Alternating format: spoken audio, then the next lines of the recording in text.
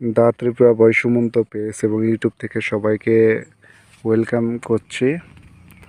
আজকে আবার আগে 2 দিনের মতো করে আজকে আসলাম মাছ ধরার জন্য। এটা হচ্ছে ফেনী নদী, আপনারা দেখতে পাচ্ছেন।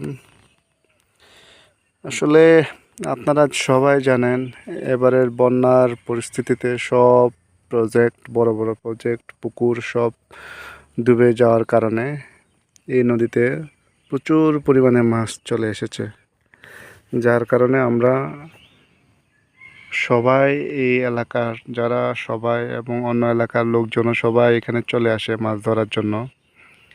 এবং গড়ে প্রত্যেক দিন সবাই কম বেশি মাছ পাচ্ছে। আপনারা হয়তো ভাববেন এই ছোট নদীতে এত মাছ কিভাবে আসলো, কিন্তু বাস্তব এটাই যে